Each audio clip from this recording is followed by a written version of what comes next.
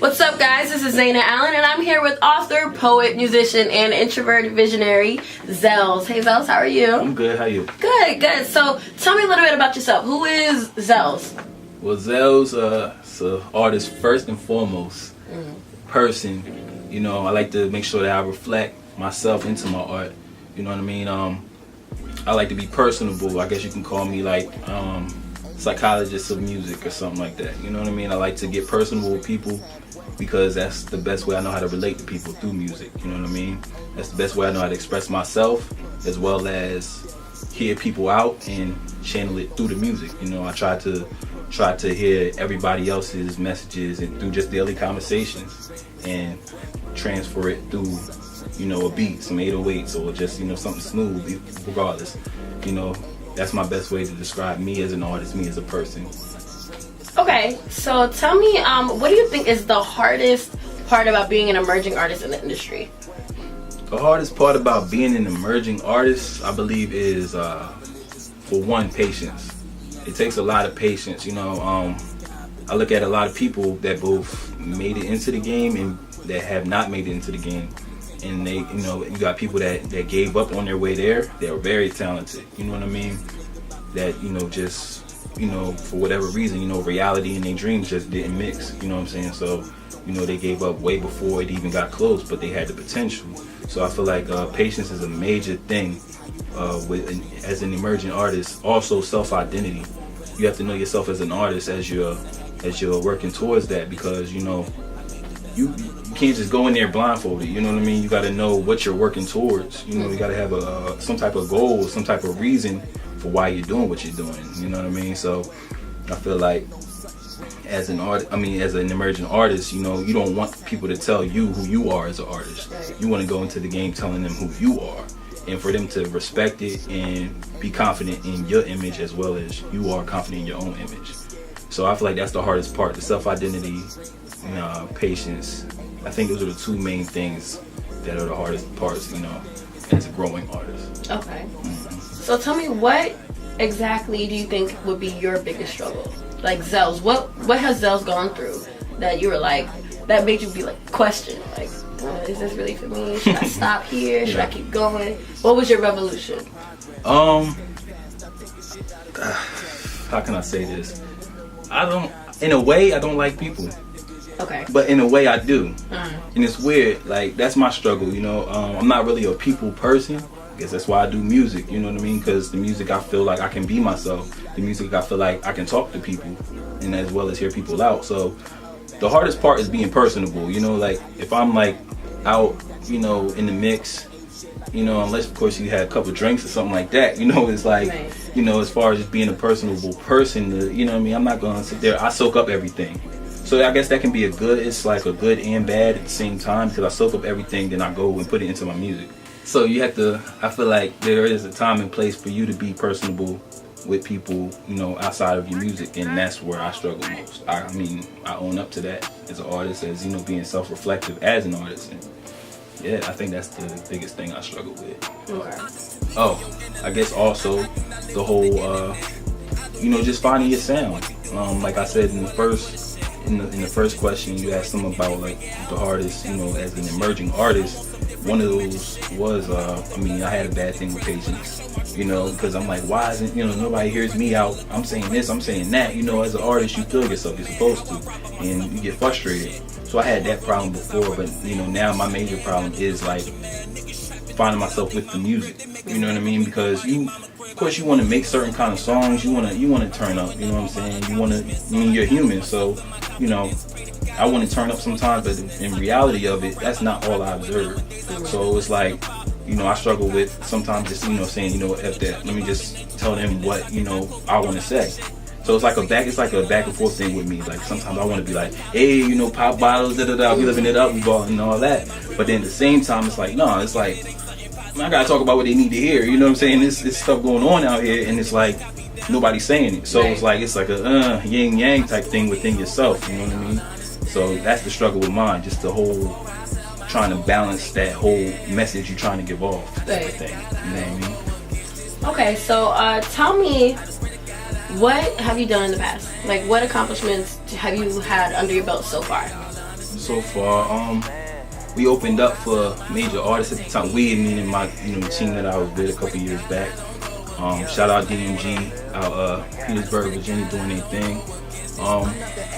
We opened up for artists such as like OJ when he was hot. OJ the Juice Man when he was doing his thing.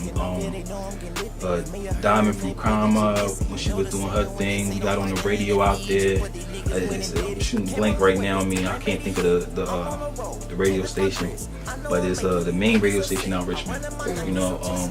DJ Foot, he's the main person. He basically had us in rotation out there. So that was a big thing for us, even though it's weird. We never heard the song on the radio, but everybody hit our phone up like, yo, your song's playing. Every time we turn this radio on, we hear like the last bit of it or like the beginning of it, and like something would happen. Like, it was just crazy. It's weird, but anyway, we got on radio rotation, Saturday nights, Friday nights when the clubs were jumping. We on the radio. I think we probably even got played in a couple clubs, and those are the main things that I did. I mean, I've been in contests and all those things, but that's back when I was younger. So okay. You know what I mean. So okay, so tell me a little bit about your childhood and growing up. What musical thing or event happened in hip hop that you were like, oh yeah, that's me. I need to do that. That's what I want to do in my life. I want to say I was about 7 years old, 8 years old, somewhere around there. It was around the time I think Bad Boy, P. Diddy, and Mason, they were doing their thing, and they had on the shiny suits, and they were dancing around and made it look cool, So I was young at the time, and I saw that, I was like, wow, what I mean? It's shining, you know what I'm saying? And I'm just like, that looks like something that I'm interested in, you know what I mean? Just being able to just have fun and make music doing it. I loved music when I was young. My grandmother, she played the piano.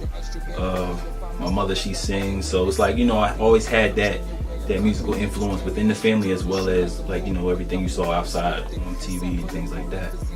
So. Okay, so leading into, after you said, P. Diddy and Bad Boys and, I can't stand, No, what else, what artists do you think influenced you growing up? Like, name 3 if you could. The most, let me see, around the time I started writing was around the time I think, it's crazy, God rest their soul, but like Tupac and Biggie were beefing. That's around the time I think I really got into music. I want to say they were probably the most influential to me around that time, around that age. You know what I mean? I didn't understand what was going on with them, and you know what I mean? I was too young, but at the same time, just seeing everything on the news and hearing about it. And I wasn't even old enough to understand when Pac died and Biggie died. I'm just like, I wasn't old enough to understand it, but it impacted me in some type of way. I mean, even to this day, like, it impacts me when I look back and I reflect back on that time and how old I was. But yeah, I don't know if that answered your question, but it answered it enough. So Pac and Biggie pretty much were like big influences in your life. So if you could name like top 2 songs from each that are like your favorite. I know it's kind of hard. Yeah, that's a hard one. Like, that's really a hard one. He caught me off guard. I'm gonna have to come back to. I think off top Biggie, I'll have to say A Story to Tell, and I want to say like 10 Crack Commandments, like my 2 favorite ones from Biggie.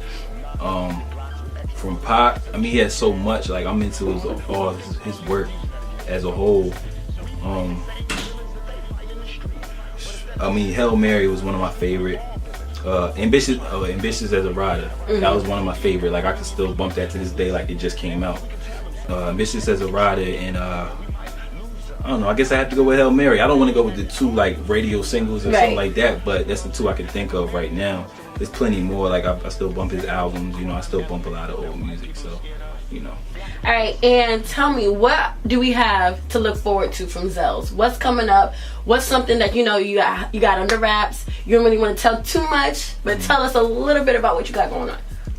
Big things, and I know that sounds kind of broad, but like the way my mind works is like I always got to move. I always got to progress. You know what I mean? Whether it's as an artist, whether it's as a person. So I can't leave my music too long. You know what I mean? I guess it's taking me off the question, but I mean, I I write poetry, I write music. You know, I even got into stories a little bit. Stories are a little bit out there. Don't, you know, look forward to the stories too soon, but you know, that's definitely in the works. But more music. I'm just trying to hit people hard with music. You know what I mean? Get people to know me as an artist. You know, the mixtape age and all that is the album age and everything, that's kind of dying down. You know, we live in a whole new world. Like, it's all internet. So the whole plan is to kind of just, you know, give people music, you know, see what they relate to, see what they react to, and get to know people that get to know me. You know what I'm saying? It's kind of like a trade-off in just learning the people that listen to my music the most. So a lot of music coming. A lot of music. I've been thinking about mixtapes, but we'll wait. You know, I have enough material for mixtapes. I'm sitting on so much.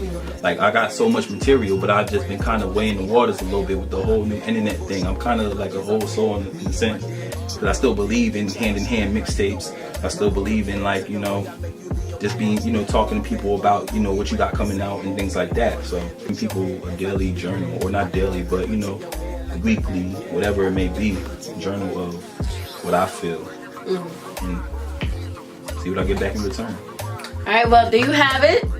Jay Zels, Zels in the building. One of the hottest up and coming artists we have out here. Author, poet, musician, introverted visionary. And be on the lookout for all his works. Alright.